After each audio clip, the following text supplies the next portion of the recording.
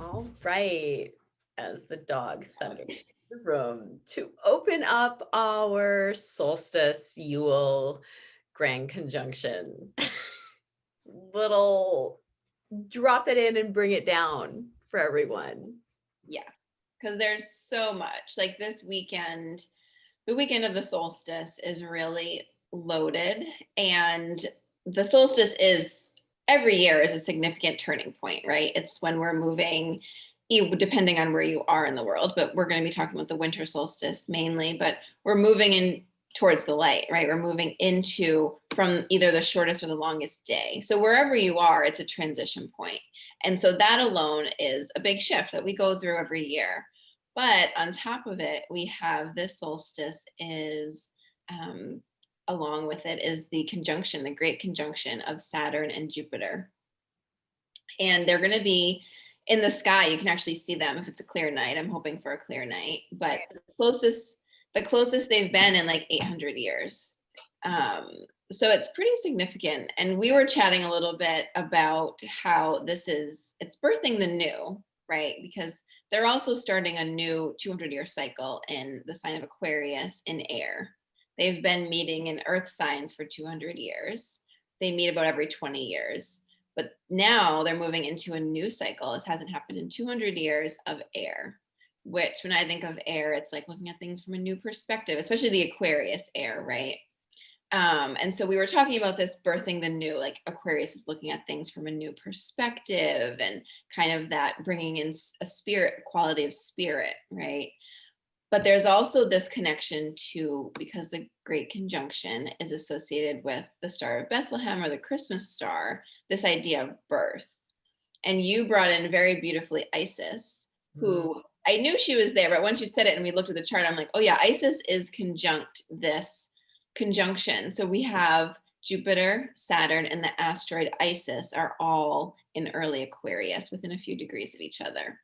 And so maybe you can speak a little bit about Isis and how that ties in to this birthing of the new. Absolutely. Isis came in loud for me because a lot of this Jupiter Saturn energy, 2020 energy has felt like it is really focused on the sins of the father. That sins of the patriarchal system and how it affects all of us, and how Isis plays into that is a huge portion of her mythology is the Isis Osiris Set triangle. Not only were they their siblings, but when I feel into both Set, who is kind of more of the dark, messy, toxic masculine, and into Osiris, who is that like, I am going to hold it and bring the love, very clean, high masculine. The dark masculine Set came in and killed and dismembered Osiris, spread him all over hell and back. That's just how it was. Yeah. Um, And for those who may not be familiar with the myth, Isis and Osiris are consorts. So they were a couple, right? Husband and wife. And Set was Osiris's brother, right? Kind of like the evil brother. jealous. Jealous. You have what I don't have, and I'm going to take by force. Yes. Because I just simply want it. Mm-hmm. And I don't really want it. I just don't want you to have it. Mm-hmm. And there's this feel with Isis, she went out into the world and using wisdom, using her deep knowing. So that's like where I pull like the Pallas Athena place into it, because the asteroid Athena she's hanging out around this conjunction too. So we've got this high birthing mother energy, this shamanic healer energy of Isis, pulling back and pulling in the parts of what it is to be in masculine energy. This isn't about male or female. This isn't about gender. This is about the principles of masculine energy and feminine energy. Isis pulling in all that is good and high and delicious and valuable about masculine energy and bringing it all back together, making it whole and healing it, supporting it, leading it forth into a new place. Osiris became this amazing underworld god that was worshipped from a point of you had to go through your tests with Osiris to pass through the stages of the underworld, to pass through the stages of the afterlife. Circling back, the one piece of Osiris that Isis had a little trouble finding was his phallus. So she crafted him a new lingam. And with her magic, she was able to consciously conceive of Horus, this archetypal avatar of the pharaohs, the this light child. Um, and there's a piece of consciousness that comes with this shifting into the Aquarian energy, of how do we conceive with consciousness? How do we move through our thought process with consciousness around what we're thinking? Because that's a way of dreaming. Shamanically, that's dreaming. What we think is our dreaming. What we think is the consciousness of our conception, our ideas, what we want to create and bring into the world. And Isis, through all of her magic, was able to consciously conceive with her dismembered husband and his phallus shaped out of mud, stone, Clay, something like that. something, Yeah. a child of light to move forward as a new higher vibration masculine. And I Yeah. know, Alexis, you had said that oftentimes images of Isis and Horus were shifted or used as inspiration for images of Mother Mary and Christ. Yeah.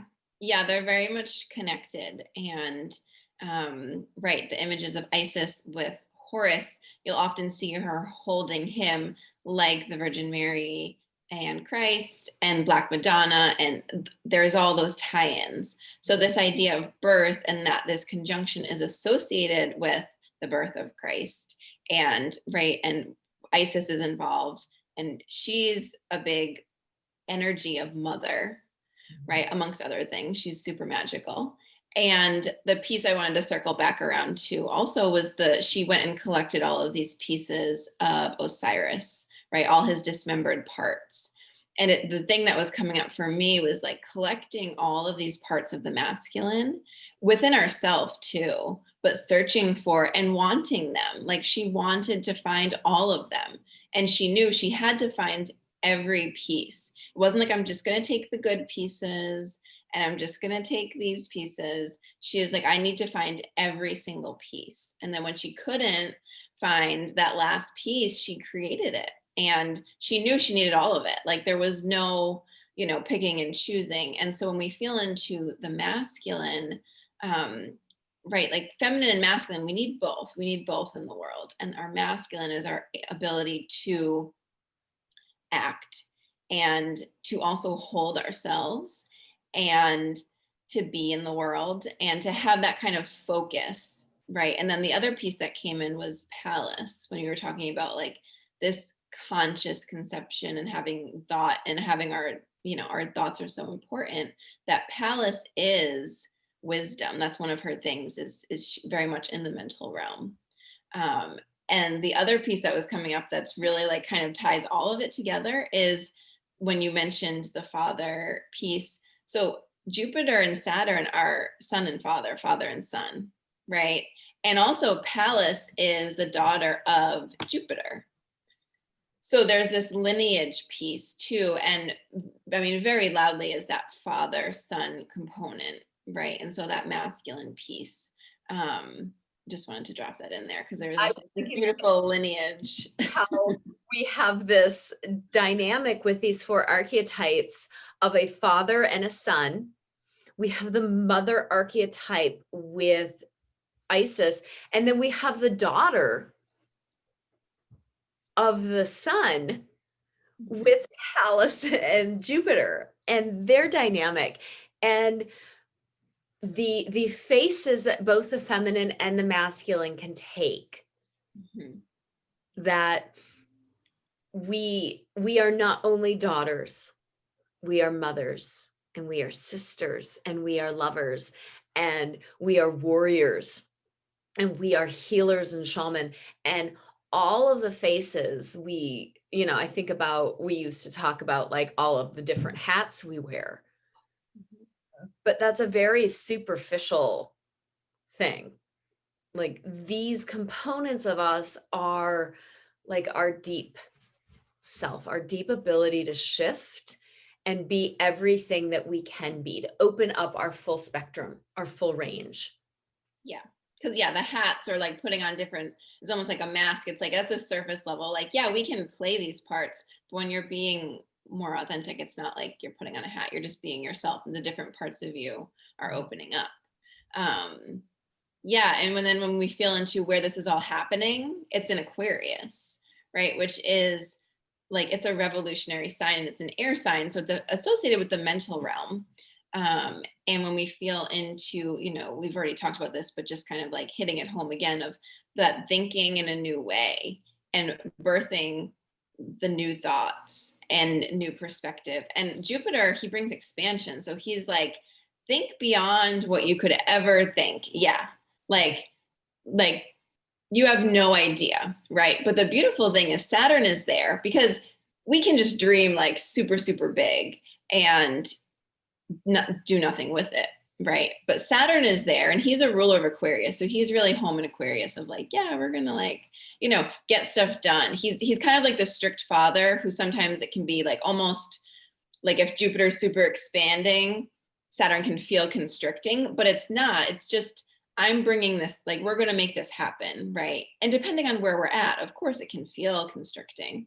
But that idea of having both of them there is both that expanding, thinking about things in a completely new way, but having Saturn of like, let's think about how we can do this. And then Pallas, who's a strategist, being like, well, like, let's really make it happen, right? So there's a lot of elements coming in, but they all feel really supportive in that you could just have Jupiter in Aquarius, right? And that happens every so often, every 12 years. But to have Saturn there and to have it happen in this new 200-year cycle and to have all of these pieces, right, that we're talking about. Influence. Yes. All of it is like, it's kind of like go time, right? And also to bring this down into like, okay, what does all of this mean? Like, that's nice, but like, okay, is there's a huge shift in us, whether we know it or not, whether we can see it, because most likely we can't really see the full, right? Like, we're moving into a totally new space that we can't even see yet, but we're moving through it, right? So it can feel, whether we're aware of the shift or not, like it can feel like a lot in our systems. And so that reminder too of like, we're going through big changes, we're being pushed, right? Like things that are happening in your life aren't to just annoy the crap out of you, it's to push you, right? And to be like, these are areas you need to look at. A lot of people I've been talking to recently, I'm just being pushed in all of these ways recently. Like it's just so loud. And it's like, yeah, because we're getting ready to move into the new, like, like we have to kind of become aware. And so in all of that, being really gentle and supportive with yourself. I've been saying this, for the last week or two of like, just like, we're going through some big changes, people, right? Like, be gentle, like, give yourself time to integrate, like, whatever feels supportive to you. We're all very different. And that's another thing is like, we all need very different things to nurture ourselves. Just check in and do those things because we're moving into a totally, totally new place. There's also, I was listening to Rick Levine, and he dropped in just dropped in the reminder that Pluto is still sitting in Capricorn. Mhm. And now that Pluto is no longer got Saturn being the constriction, that there is going to be a deep cleansing of everything that does not work to move for Pluto to be able to move into Aquarius. Mhm. Pluto has to, he referred to it as a roto-rooter. He's got to get in there and get out all the stuff that does not work, that does not serve the highest good in the community of life. Aquarius is community. It's equality minded thinking. The shadow side of Aquarius is hive mind. So Pluto is going to spend the next essentially 4 years. I think he moves out right with our next presidential election cycle here in the United States. No pressure, people. Um, and he is staying in there without the confines of Saturn Mhm. to really clean out the rest of the mess of that sins of the father energy Yeah. before he moves into the community minded, the new thought minded sign of Aquarius in 4 years. Right. Because we're very much in, like, think about what a big shift 2020 was. Like 2020, Saturn and Jupiter came through and they're like, okay, like, here we go. But it's like, we've all known that. Like, it's not going to just be like, oh, and it's over. Right. So, yeah, having Pluto there feels, of course, there has to be that. Like, he represents transformation and evolution of the soul and like that deep, deep, deep work. Right. And so him being there, like, yeah, of course, like there needs to be someone to like clean it up because it's not like everything just shifts. And also, as you were saying that, so on the solstice, the sun moves into Capricorn. And I think it'll be interesting to see as the sun moves through, because the sun always illuminates and it, every year it moves through, right? So like this time of year, it moves through Capricorn. But moving through Capricorn this time after 2020, after everything that's happened, illuminating and then hitting, I'd be really curious to see when it gets closer to Pluto, Mhm. right? And when that kind of ignites, what will happen. And then also Mercury is moving into Capricorn this weekend. So, right, and the sun and Mercury often move close together. And Mercury also hits his superior conjunction on Saturday, on the, what's that, the 19th. So Mhm. tomorrow, we're recording this on the 18th. But right, there's always more going on. So even though we're shifting and we can all kind of feel, okay, there's a shift coming, there's still, the sun's going to be moving through Capricorn. That happens every year. Mercury is going to be moving through Capricorn, and he's about communication. And I like to say, like, my analogy is he likes to hold a megaphone up to wherever he's at, right? So like when he gets to Pluto, for example, like what's going to be the loud message there of what needs to be, you know, cleared up or seen, or the kind of that deep digging. What are And we so, yeah. And it's a really great reminder that yes, this conjunction is beautiful and it feels a like a welcomed shift after everything we've been through, but it's not like, okay, everything's, different now, or everything's just all this Aquarius or all this new.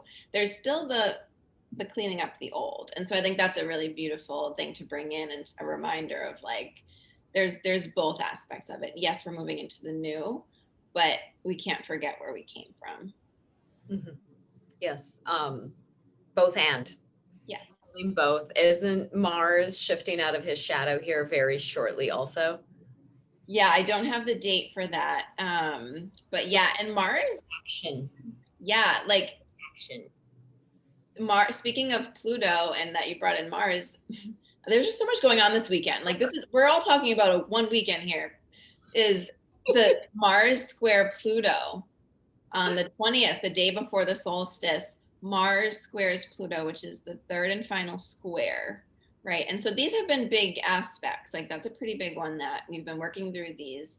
And so their first square was in August. Then we had the second square in October. So now we're moving into this final piece. So this weekend, just kind of eyes and ears open, because often there's a clarity or that kind of that closing piece around these two. We talked about Pluto, who's about transformation, and he's that, he's the dark god of the underworld. So like the deep hidden parts in our psyche, with Mars, who, like you said, he's about action and he's fire and he's about like igniting and that spark of like, hey. So even thinking back, like what came up, in August to be highlighted in October, and now there's this final piece. So like eyes and ears open this weekend, because that's another piece to bring in Mars. Like he's we haven't been talking about him as much because there's so much going on, but that's pretty huge. Like this is a huge aspect that I think has just gotten kind of lost with the Great Conjunction and everything else. It's the picture that keeps coming. You were talking about Saturn having moved into this new place, and well, it's the picture that came up was like very stiff Victorian clothes and a waltz shifting to like a very like intimate, our bodies are gonna touch like salsa. Like we're shifting so much. Yeah. And there's gonna be stumbling blocks. Yeah. Because it's like, whoa, this is big. Yeah. Yeah. I love that analogy. It just popped into my head, like watching these people in Victorian clothes try to like salsa, really salsa. Yeah, right. Like if you can imagine that, like, yeah, it's gonna be a little awkward. Like there's probably gonna be some like, uncomfortable moments. So yeah. It's all perfect. Just the uncomfortable moments of these Victorian, like a waltz is very comfortable. Right. This is my dance space and that is your dance space. Yeah, and it's very, I mean, not that salsa isn't, but there's very like like hard lines and like, okay, this is where we're moving, and it's beautiful, but salsa is very different and it's more intimate and more like, that sensual piece. Yes, it's got that kind of yummy darkness to it. Yeah. Well, that's great. If that's what we're moving into, I'm like all I know. We're all in. Bring on the yummy darkness. Salsa, great. Yeah. And then I think a last piece just to add with the solstice is one of the things that I'm going to be working with is this Great Conjunction activation. And so if anyone wants to join me, if they catch this in time for around the 20th or 21st, I'm going to be doing those activations. And it's going to be working in both your astrology and the Akashic records. But the piece that I wanted to bring in was we're going to be creating these 12-day practices. So, the idea that solstice is 12 days and 13 nights, which brings us right to the beginning of January, feels like a really supportive practice. So whether you work with me and we create a really awesome practice through, your astrology and the records, or if you're just like, oh, 12 days, okay, let me just, even if it's just like I'm lighting a candle and I'm just doing something for myself, I think that's been something I've been telling like everyone. It's like, just do something for 12 days. Just even if it's lighting a candle and just that kind of like just tapping into self for 12 days, because like you said, it's such a big shift that if we can do like one thing that kind of like brings us home each day, like, okay, like I'm just going to do my candle thing. And, there may be other practices and ritual that you bring in.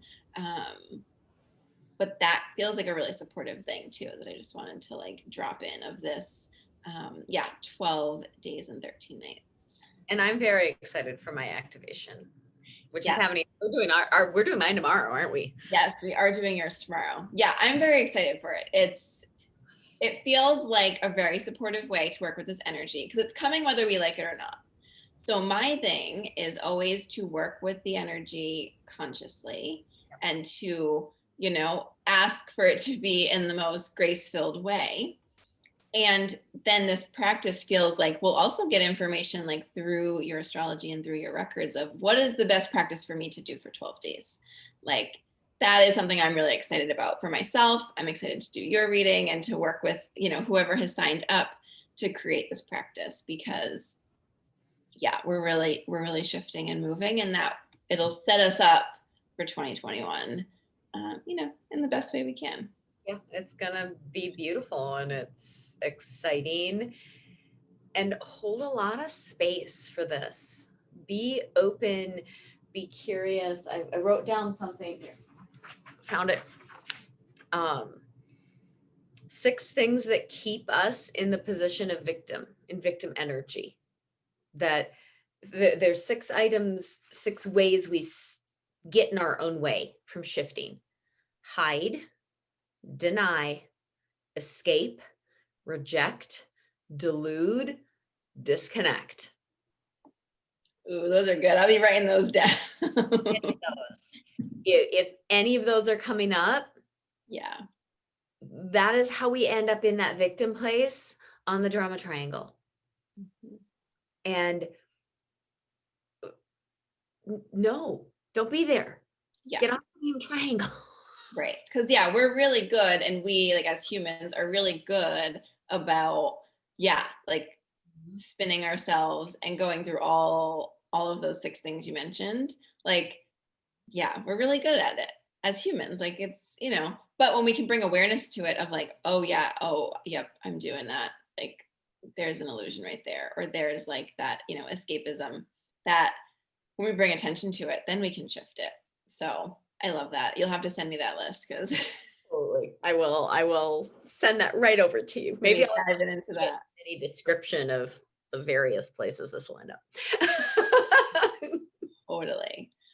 Is there anything else that we want to just wrap up? We touched on a ton. Now I know why we had to talk and do this little thing, because there's so much happening. But just in case there's any last. There's just that piece, that there are people that are awake and out of bed already, ready to go eat breakfast. There are people that are just waking up and they're doing the stretch and they're making sure all their body parts are still attached.